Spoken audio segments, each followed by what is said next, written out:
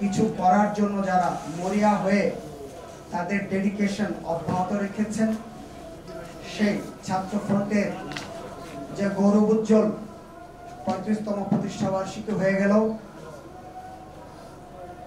এত বছরে জাকের পার্টি ছাত্র ফ্রন্ট আজকে এমন একটি অবস্থায় এসে পৌঁছেছে যে অন্যান্য বৃহৎ রাজনৈতিক দলগুলির ছাত্র সংগঠনের সাথে তিলে তিলে জাকের পার্টি ছাত্র ফ্রন্ট এমন একটি আদর্শিক অবস্থান সারা দেশে তৈরি করেছে যে জাকের পার্টি ছাত্র ফ্রন্টের সদস্যরা যে কোনো ধরনের সামাজিক বিশৃঙ্খলা, রাষ্ট্রদ্রোহিতামূলক কোনো কর্মকাণ্ড, পড়াশোনা থেকে ছাত্রছাত্রীদের মনোযোগ সরে যায়, জাতির প্রতি কর্তব্য, দায়িত্ব, জবাবদিহিতা থেকে মুহূর্তের পরে তাদের বিচ্যুত হয় পথ থেকে, এই ধরনের কোনো কর্মকাণ্ডে ছাত্র ফ্রন্ট কখনো জড়িত ছিল না।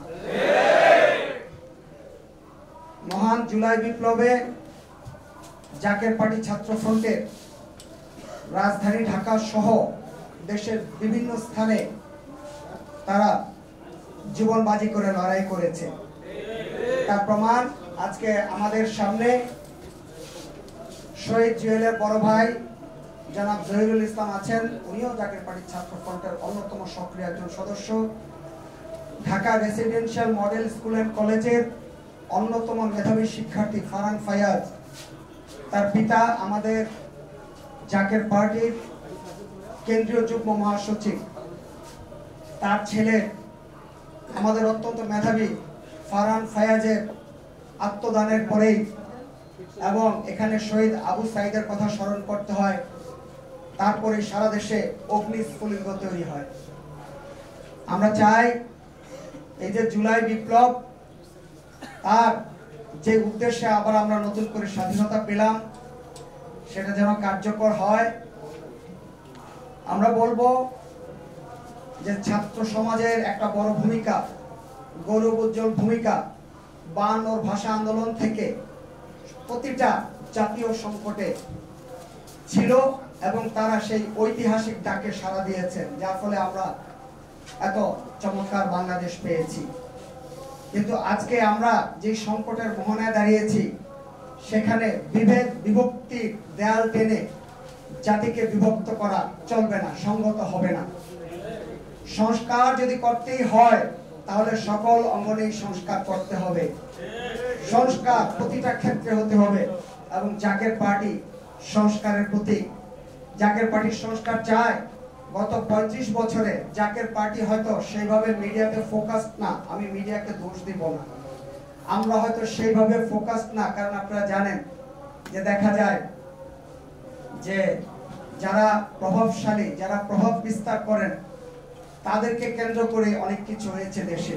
কিন্তু এবার আমরা আশাবাদী যে সব জায়গায় সংস্কারটা হবে। যেটা সাদা সেটাকে সবাই আমরা সাদা বলবো, যেটা কালো সেটাকে আমরা সবাই কালো বলবো। যেই জায়গাটা আমরা বলতে চাই যে আজকে ছাত্রদেরও একটা বড় ধরনের ভূমিকা আবার দেশ পুনর্গঠনে রাখতে হবে। সেই ক্ষেত্রে আমি বলবো যে সকল ছাত্র সংগঠনের সাথে নিজেদের দলীয় স্বার্থের ঊর্ধ্বে উঠে জাকের পার্টির ছাত্র ফ্রন্ট দেশ বিনির্মাণে, দেশ পুনর্গঠনে যে ডাক ঐক্যবদ্ধভাবে আসবে, জাকের পার্টির ছাত্র ফ্রন্ট দেশ মাতৃকার স্বার্থে, দেশ ও জাতি পুনর্গঠনে, দেশ ও জাতি নতুন করে পুনর্বিনির্মাণে অবশ্যই সাড়া দেবে। আমরা গত 35 বছরের সংস্কারের রাজনীতি করে এসেছি। আমাদের কথা ছিল যে জাকের পার্টি জাতীয় রাজনৈতিক সংস্কৃতির গুণগত পরিবর্তন চায়। সেটি হচ্ছে যে আপনি আজকে ক্ষমতায় থাকবেন, ক্ষমতা থেকে সরে যাবেন, আপনার বাড়িতে হামলা হবে, লুটপাট হবে। আমি কোন দলকে উদ্দেশ্য, আমরা স্বাধীনতা পরবর্তী 53 বছরে বাংলাদেশের যে রাজনৈতিক সংস্কৃতি দেখছি, এটা আমাদেরকে দুঃখ দেয়, পীড়া দেয়। জাতি হিসেবে আমরা কোথায় আছি?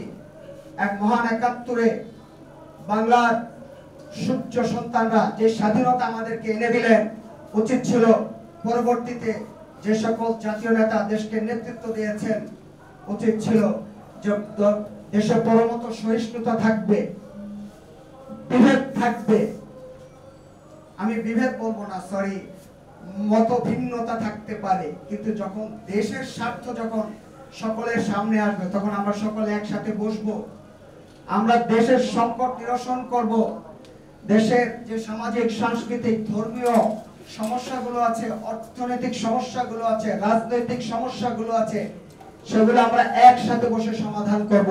কিন্তু 53 বছরে আমরা এই রাজনৈতিক সংস্কৃতি দেখতে পাই নাই।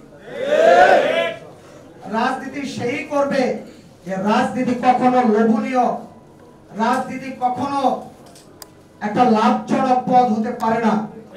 দেশ মাতৃকার জন্য যারা নিজেদেরকে আত্মোৎসর্গ করবে, যারা নিজেদেরকে বিলিয়ে দিবে, যারা জন্মগতভাবে আপনার প্রযুক্তির ভাষায় বলে বিল্ট ইন, যার হৃদয়ে সেই মমতা, দেশ মাতৃকার প্রতি টান, দেশপ্রেম যার হৃদয়ে পতিত, তাদেরই জাতীয় রাজনীতিতে আসা উচিত।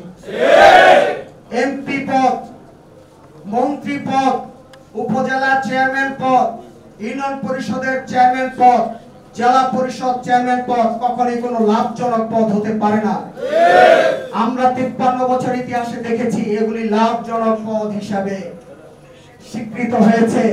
এবং আজকে জাতীয় সংসদে যে সকল আইন প্রণেতাদের যাওয়ার কথা ছিল, আমরা দেখেছি শেষ পর্যন্ত যারা বিত্তশালী, যারা প্রভাবশালী, যারা শিল্পপতি, তারা জাতীয় সংসদে প্রতিনিধিত্ব করেছে, তার ফলাফল এখন আমরা পাচ্ছি।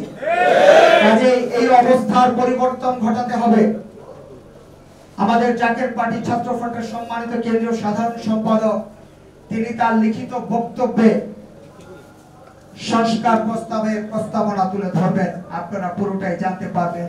শুধু এতটুকু বলবো যে আজকের এই সংবাদ সম্মেলনে বিভিন্ন টেলিভিশন এবং জাতীয় পত্রিকা, অনলাইন নিউজ পোর্টাল, ইউটিউবাররা যারা আসলেন, আপনাদেরকে আন্তরিক ধন্যবাদ। চাঁদাবাজি কোন দলের সাথে জোটভুক্ত হয়ে এমপি পদ পারি, ইনশাআল্লাহ তাআলা আমাদের কাছ থেকে আপনারা ভালো কিছুই পাবেন।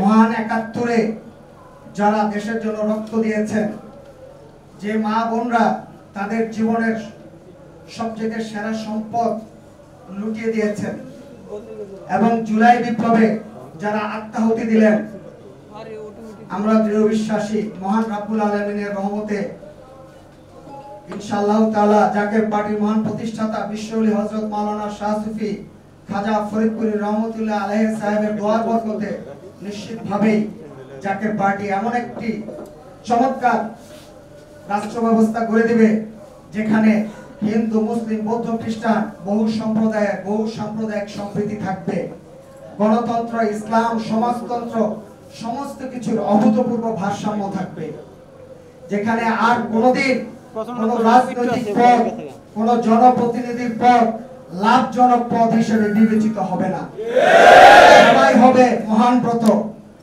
আর আপনারা জানেন জাকের পার্টির 4টি মূলনীতির অন্যতমটি হচ্ছে আত্মমানবতার সেবা করা। আমরা গত 35 বছরে অনেকের কটু কথাই শুনেছি, আমরা কখনো বিচলিত হইনি, আমরা কখনো মনে কষ্ট নেইনি।